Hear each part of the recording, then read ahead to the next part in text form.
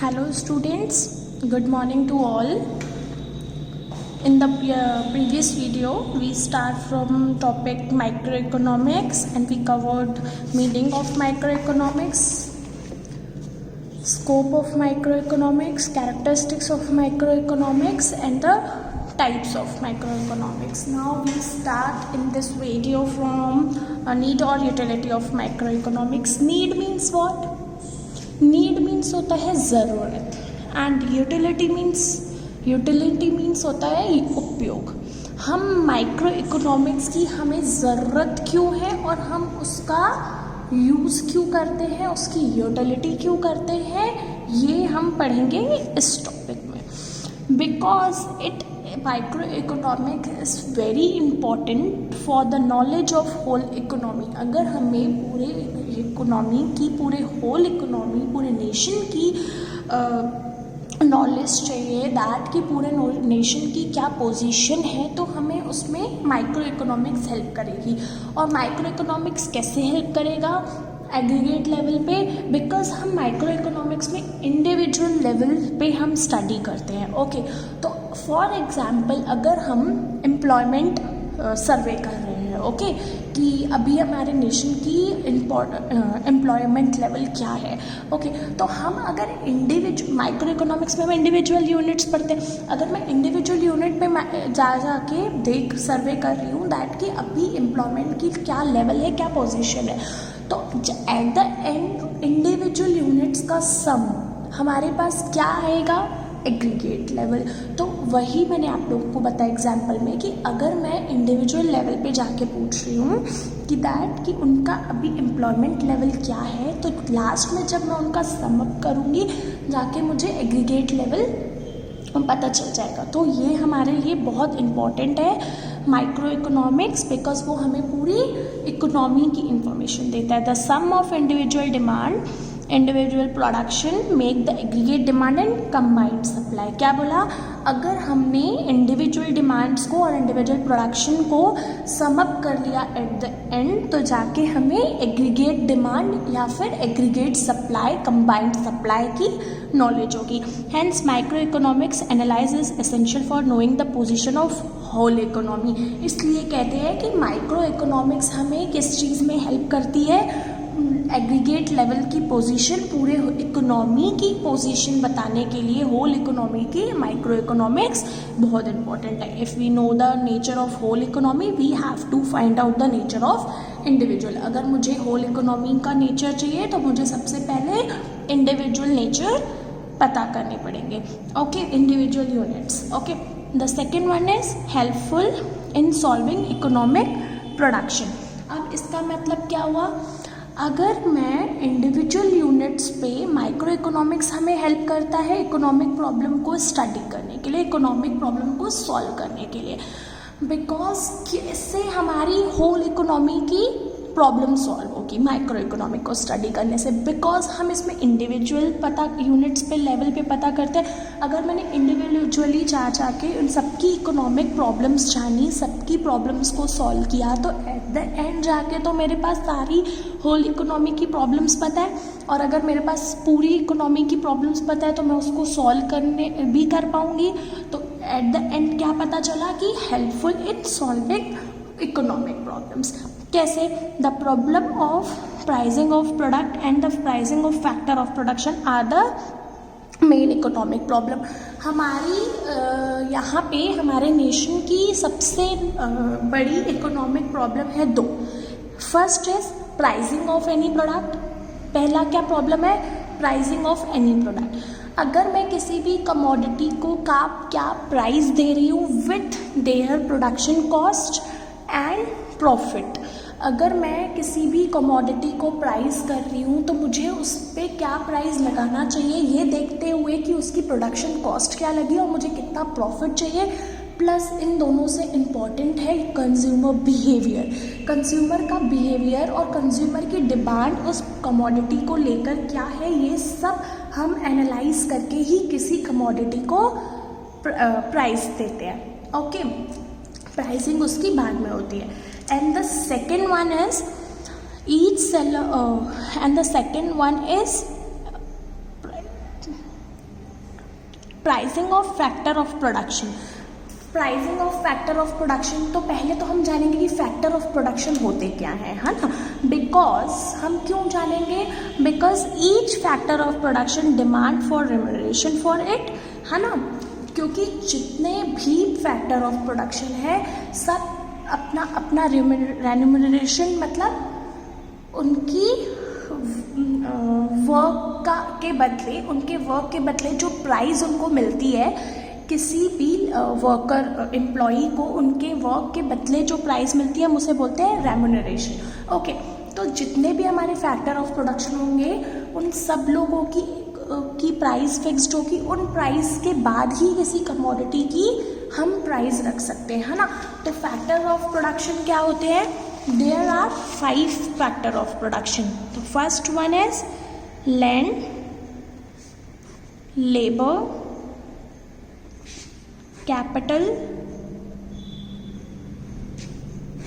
Entrepreneurship,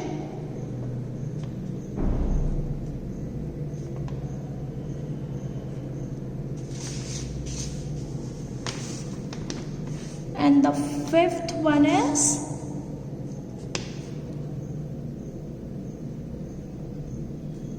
knowledge. Okay, land means what? Land indicate to natural resource. Okay, land हमारे लिए natural resource है, but land के लिए भी हमें पे करना पड़ता है ना। अगर फॉर एग्जांपल मुझे कोई इंडस्ट्री डालनी है, उसके लिए हमें लैंड लेनी पड़ेगी और लैंड के लिए हमें उन्हें पे करना पड़ेगा। Second labour, labour means worker.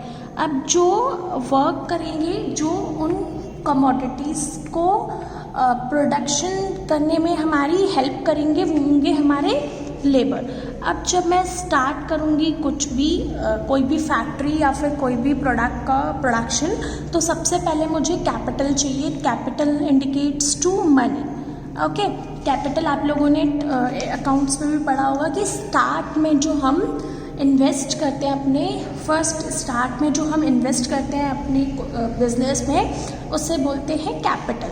Okay, entrepreneurship means the person who ready to take risk. Entrepreneurship कौन क्या होती है, वो पर्सन जो बिजनेस को स्टार्ट करता है क्या करके, रिस्क को लेकर, एंड टू अर्न प्रॉफिट, है ना। प्रॉफिट को अर्न करने के लिए वो जो रिस्क लेता है उसे बोलते हैं एंटरप्रेन्योरशिप। एंड नॉलेज तो आप सब जानते ही हो, knowledge related to, knowledge means what, knowledge related to techniques, ideas, है ना। तो हमें ये सारे जो 5 फैक्टर्स ऑफ प्रोडक्शन होते हैं इनको भी पे करना पड़ता है। आफ्टर दिस ही हम, इन सब के बाद ही हम क्या पता कर पाते हैं, प्रोडक्शन की कॉस्ट, राइट। प्रोडक्शन की कॉस्ट कैसे पता चलती है हमें, फैक्टर ऑफ प्रोडक्शन को पे करने के बाद ही हमें किसी भी कमोडिटी की प्रोडक्शन कॉस्ट पता चलती है, राइट। हाँ, तो उसके बाद है each seller wants to get maximum price of his product. तो हम सब ये इकोनॉमिक प्रॉब्लम सॉल्व करने में कैसे माइक्रो इकोनॉमिक्स हेल्प करती है, ताकि हम ये जान पाएँ what price should be paid, क्या प्राइस हमें सारे फैक्टर ऑफ प्रोडक्शन को पे करना चाहिए, at what price the problems should be sold, product should be sold, किस प्राइस में वो प्रोडक्ट को हमें सेल करना चाहिए। All these problem are study in microeconomics. Okay, micro economics uses the models of demand and supply which indicate that the relative force of demand and supply determine price of a commodity. Micro economics help क्या करता है, individual demand और individual supply पता करने में, जिससे हम demand और सप्लाई के थ्रू या फिर कंज्यूमर के बिहेवियर के थ्रू ही हम किसी भी प्राइस को प्रोडक्ट को प्राइसिंग कर पाएंगे। Okay, in microeconomic we study the law of demand and supply, we can also study the equilibrium point of demand and supply, because हम माइक्रो इकोनॉमिक्स में क्या पढ़ते हैं, लॉ पढ़ते हैं डिमांड ऑफ सप्लाई का, और इक्विलिब्रियम भी हम माइक्रो इकोनॉमिक्स में पढ़ते हैं। ओके, इसलिए माइक्रो इकोनॉमिक्स हमारे इकोनॉमिक प्रॉब्लम सॉल्व करने के लिए बहुत हेल्पफुल होता है। The next point is helpful in determining economic policy. ठीक है, अब ये हमें क्या क्या माइक्रो इकोनॉमिक्स हमें और क्या किस चीज़ में हेल्प करता है, क्या डिटरमाइन इकोनॉमिक पॉलिसीज़। इकोनॉमिक हमारे जो नेशन की या फिर हमारे जो इंडिविजुअल लेवल की हम इकोनॉमिक पॉलिसीज़ हैं उनको डिटरमाइन करने के लिए हमारी हेल्प कौन करता है, हमारी हेल्प करता है microeconomic. The economic policies of government are study in microeconomics in order to know how they influence the functioning of individual unit. For example, we can analyze at what is the effect of micro policies, government policy on the price of particular goods and as the wages, and as how to influence the distribution of production factor of production. Thus microeconomic analysis in helpful determining the important economic policies. इसमें हमने क्या पढ़ा कि अगर हम microeconomics में को पढ़ते हैं तो उसमें हमें ये पता चलता है कि हमारी गवर्नमेंट ने किस प्रोडक्शन ऑफ कॉस्ट की, प्रोडक्शन ऑफ फैक्टर्स की क्या कॉस्ट रखी है और क्या पॉलिसीज़ बनाई हैं. ओके, तो जब हमें इकोनॉमिक पॉलिसीज़ पता चलती हैं जो गवर्नमेंट ने फिक्स की हैं, जो कि हम माइक्रो इकोनॉमिक्स में पढ़ते हैं, तो हमें हेल्पफुल ऑटोमेटिकली हो जाएगा, हमारे लिए ये वेरी हेल्पफुल होगा कि हम इकोनॉमिक्स पॉलिसीज़ को जान पाए, क्योंकि वो हम किस में पढ़ते हैं, माइक्रो इकोनॉमिक्स में.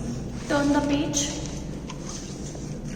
The next one topic is investigation of condition of economic welfare, है ना. तो माइक्रो इकोनॉमिक्स हमें कहाँ पे भी हेल्प करेगा, है ना, हमारी कंडीशंस को पता करने में कि हमारे इकोनॉमिक वेलफेयर की अभी क्या कंडीशन है. Okay, the study of micro economics also reveal the effect of public expenditure and public revenue along the position of individual consumption, individual living standard. Okay, तो माइक्रो इकोनॉमिक्स में हम की study से और क्या भी रिवील कर सकते हैं हम कि पब्लिक का इंडिविजुअल लेवल पे क्या एक्सपेंडिचर है या फिर क्या कंजप्शन है, वो किस चीज़ पे कितना एक्सपेंड कर रहे हैं या फिर वो किस कमोडिटी को, किस थिंग को वो ज़्यादा कंज्यूम कर रहे हैं. The classic economics favoured microeconomic analyse as a measuring rod of economic welfare. एक बहुत पुराने इकोनॉमिक्स ने क्या कहा है कि माइक्रो इकोनॉमिक्स हमें किस चीज़ में हेल्प करता है, हमारे इकोनॉमिक वेलफेयर को पता करने में कि हमारे क्या कितने लोगों किस चीज़ में किस चीज़ को कंज्यूम करें और किस चीज़ पे एक्सपेंड करें. ये हमारा इकोनॉमिक वेलफेयर को भी डिटरमाइन करने के लिए वेरी हेल्पफुल है. If the society get more benefit through public expenditure than the sacrifice made it through taxation. It can, अगर सोसाइटी हमारी ज़्यादा पब्लिक एक्सपेंडिचर्स पे, ज़्यादा गवर्नमेंट की थिंग्स पे एक्सपेंस कर रही है, तो उससे हमारे लिए टैक्सेशन बचेगा, है ना, जिससे कि हमारे पब्लिक वेलफेयर होगा. It can be in conclude that the economic welfare is increasing. इसका मतलब हमें क्या पता चलेगा कि हमारा जो इकोनॉमिक वेलफेयर है वो बढ़ रहा है. If the public expenditure and public revenue result in decrease in the saving or living standard of the public economic welfare is bound to decrease. But अगर हमें ये पता चला कि पब्लिक का जो एक्सपेंडिचर है और उनकी जो रेवेन्यू है वो डिक्रीज हो रही है, उनका लिविंग स्टैंडर्ड कम हो रहा है, तो हम उसमें क्या हमें कंक्लूड होगा कि दैट हमारा इकोनॉमिक वेलफेयर भी डिक्रीज हो रहा है. The next point is helpful in decision making for individual unit. और ये हमारे लिए क्यों इंडिविजुअल यूनिट्स के डिसीजन को लेने के लिए भी क्यों इम्पॉर्टेंट है, because microeconomic analyse proves helpful in taking rational decision about the problem of individual units, profit of individual firm, individual income. Because microeconomics में हम individual demand और individual supply, expenditures और income के अलावा हम और क्या study करते हैं, individually profit, individual income और इंडिविजुअल लेवल पे हम उनका एक्सपेंडिचर पता करते हैं. ओके, तो each consumer want to get maximum satisfaction for his limited means, मतलब अगर किसी कंज्यूमर की इनकम कम है लेकिन उसे कम इनकम में भी लिविंग स्टैंडर्ड को मेंटेन रखने के लिए उन्हें क्या चाहिए, maximum satisfaction, right. Each firm wants to get maximum profit. और अब किसी जो फर्म है जो प्रोडक्ट को प्रोड्यूस कर रही है उसे भी अपना मैक्सिमम प्रॉफिट चाहिए regarding that particular commodity. Through demand cost analysis and linear programming, each firm try to get maximum profit. All this is possible through microeconomic analysis. और ये सारी चीज़ें हम इकोनॉमिक प्रॉब्लम्स, ये इकोनॉमिक प्रॉब्लम हो गई ना कि भाई अगर कोई कमोडिटी है वो हर एक इंडिविजुअल को चाहिए बट उसकी प्राइस ऐसी है कि उसकी कंजप्शन से हमारे कंज्यूमर को सेटिस्फेक्शन नहीं मिल रहा. बट अगर उस पर्टिकुलर कमोडिटी की प्राइस हम कम कर देते हैं कि हमारा कंज्यूमर सेटिस्फाइड हो, तो हमारे जो प्रोड्यूसर होगा जिसने उस पर्टिकुलर प्रोडक्ट को प्रोड्यूस किया है उसके प्रॉफिट्स कम हो जाएंगे और इससे हमें ये पता चलेगा कि उस फर्म को भी सेटिस्फेक्शन नहीं मिल रहा. तो एट द एंड हमें इंडिविजुअल यूनिट्स पे पता चलेगा दैट कि हमें क्या प्राइसिंग रखनी चाहिए ताकि कंज्यूमर भी हैप्पी हो और हमारा मैन्युफैक्चरर भी जो प्रोड्यूस कर रहा है प्रोड्यूसर भी उस पर्टिकुलर प्रॉफिट से सेटिस्फाइड हो. Okay, and now the second topic is limitation, defects, demerits और डिफिकल्टीज ऑफ माइक्रो इकोनॉमिक्स. अब मैं आप लोगों को बताऊं कि अगर अभी तक हमने इम्पोर्टेंस और हमने यूटिलिटी एडवांटेजेस पढ़े माइक्रो इकोनॉमिक्स के, बट स्टूडेंट्स हर एक चीज़ के मेरिट्स के साथ साथ डीमेरिट्स भी होते हैं. तो उसी तरह अगर माइक्रो इकोनॉमिक्स के हमें इतने सारे एडवांटेजेस पता चले, वो हमारे लिए बहुत ज़्यादा जगहों पे इकोनॉमिक प्रॉब्लम सॉल्व करने में, है ना, एक इंडिविजुअल वेलफेयर में, इकोनॉमिक वेलफेयर में, हमारे इंडिविजुअल यूनिट्स की डिसीजन मेकिंग में बहुत हेल्पफुल है.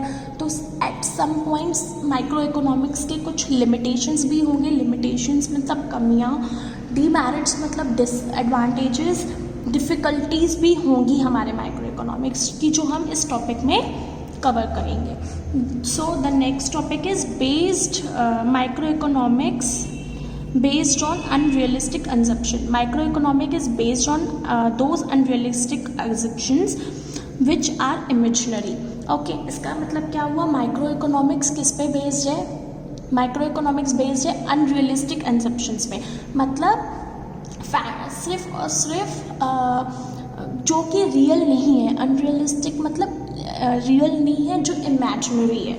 Okay, micro economics can be utilized on only when the position of perfect employee exists in the economic system.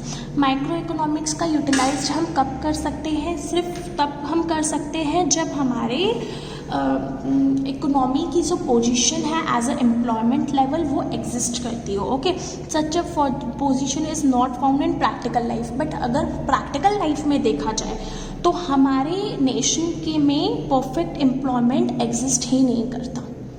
It's just the imaginary. Okay, therefore in place of perfect competition there is imperfect competition. There is short period in place of long period. There is impartial employment in place of perfect employment. हाँ, तो हम individual level पे कैसे deal करेंगे, because जबकि ये सब होना ही नहीं है, कोई भी परफेक्ट कंपटीशन है ही नहीं, या फिर हमारे पास इतना शॉर्ट टाइम पीरियड होता ही नहीं है, वो पूरा लॉन्ग टर्म होता है. ओके, या फिर एम्प्लॉयमेंट लेवल भी परफेक्ट नहीं है ना. तो इसलिए ये सिर्फ और सिर्फ माइक्रो इकोनॉमिक्स किस पे बेस्ड करता है, अनरियलिस्टिक assumptions पे, सिर्फ इमेजिनरी पे. Okay, one-sided study. Microeconomics merely study the individual units. Therefore, the knowledge of aggregate economic is not accurate by its study. In short, it gives only one-side information. A vague picture of whole economic comes before our eyes. अगर हम इसमें ये भी हमें one side information मिलती है, क्योंकि हम इसमें सिर्फ इंडिविजुअल लेवल पे पता करते हैं। ओके, तो ये जब हम इंडिविजुअल यूनिट्स को पता करते हैं तो हमें एग्रीगेट इकोनॉमिक सिस्टम नहीं पता चलता। तो अगर हम माइक्रो इकोनॉमिक्स को लेके ही बैठ जाएंगे तो हमें एग्रीगेट लेवल पे कैसे स्टडी करना है ये हमें नहीं पता चलेगा। Based on unrealistic conception, same ऊपर की तरह सेम आ गया टॉपिक, मैंने आप लोगों को ये बता दिया है। Concentration on small parts, micro economics में मैंने आप लोगों को मीनिंग में ही बता दिया था कि माइक्रो इकोनॉमिक्स में सारे पार्ट्स को हम स्मॉल पार्ट्स में डिवाइड कर देते हैं, इसलिए ये माइक्रो इकोनॉमिक्स सिर्फ और सिर्फ स्मॉल पार्ट्स पे ही स्टडी करता है, टोटल इकोनॉमी या टोटल इकोनॉमिक पॉलिसीज़ या फिर होल इकोनॉमिक पॉलिसीज़ पे नहीं। Unable to analyze certain problem. There are certain economic problem which cannot be analyzed with the aid of microeconomics. For example, important problems relating to public finance, monetary and employment distribution, income and wealth, industry policy are not in microeconomics. Microeconomics में हम microeconomics से हम study करते हैं economic problems को, but कहीं ना कहीं ये हमारे लिए डिसएडवांटेज है कि हम बहुत ही शॉर्ट टाइम पीरियड में हम सारी प्रॉब्लम्स को या फिर कवर नहीं कर पाते हैं। अगर हम इंडिविजुअली पता करेंगे इकोनॉमिक प्रॉब्लम्स को तो कुछ सर्टेन प्रॉब्लम्स होती हैं जो हमसे मिस हो जाती हैं, हम नहीं स्टडी कर पाते हैं, तो ये हमारा डीमेरिट है। Then infeasible, microeconomic fail to provide us a description of real world as it is, है ना। माइक्रो इकोनॉमिक हमें रियल लाइफ डेफिनेशंस नहीं दे पाता, रियल लाइफ एग्जांपल्स नहीं दे पाता, एक्यूरेसी नहीं दे पाता। It is not in position to make accountable the entire economy data of the real world. हमारे जो रियल वर्ल्ड है, ऊपर ही मैंने बता दिया, अनरियलिस्टिक कंसेप्शंस देता है। तो जब हमें अनरियलिस्टिक कंसेप्शंस देगा तो हमें ये नहीं पता चलेगा कि हमारे रियल वर्ल्ड में क्या हो रहा है, क्या इकोनॉमिक प्रॉब्लम्स हैं, क्या इकोनॉमिक वेलफेयर्स है, और ना ही हमें ये पता चलेगा कि पूरा डिस्क्रिप्शन तो वो दे ही नहीं पाएगा, राइट। हमें एक्यूरेट डाटा और एग्रीगेट डाटा वो प्रोवाइड नहीं कर सकता, तो ये भी हमारा एक डीमेरिट है। ओके, सेवन्थ है इम्प्रैक्टिकल एनालाइज मैथड। और माइक्रो इकोनॉमिक्स का जो स्टडी करने का मैथड है वो बिल्कुल भी प्रैक्टिकल नहीं है, इम्प्रैक्टिकल है, बिकॉज वो बहुत ज़्यादा, जब हम इंडिविजुअल लेवल पे जाके पता करेंगे, इंडिविजुअल लेवल्स पे जाके प्रॉब्लम्स को डील करेंगे, तो हम बहुत ही शॉर्ट टाइम में सारी होल इकोनॉमी को कवर नहीं कर पाएंगे। कहीं ना कहीं कुछ पॉइंट्स हमसे रह जाएंगे और सर्टेन प्रॉब्लम्स भी हमसे रह जाएंगी। तो micro economic is based on those assumptions and principle which are not found in practical life, और वो सिर्फ वही एसेप्शंस देगा जो कि अनरियलिस्टिक है, रियलिस्टिक एसेप्शंस हमें दे ही नहीं सकता, या फिर ऐसे प्रिंसिपल देगा जो कि है ही नहीं हमारे इकोनॉमी में, राइट। तो ये सारे पॉइंट्स थे डीमेरिट्स। तो स्टूडेंट्स, हमें इस टॉपिक में नीड, यूटिलिटी और एडवांटेजेस पढ़े, जिसके साथ साथ हमने माइक्रो इकोनॉमिक्स के लिमिटेशंस और डीमेरिट्स पढ़े। ओके स्टूडेंट्स, तो बाकी का टॉपिक हम नेक्स्ट वीडियो में कवर करेंगे। Thank you.